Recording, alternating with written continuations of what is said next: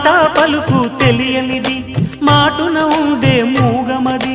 కమ్మని తలపుల కావ్యమయే కవితలు రాసే మౌనమది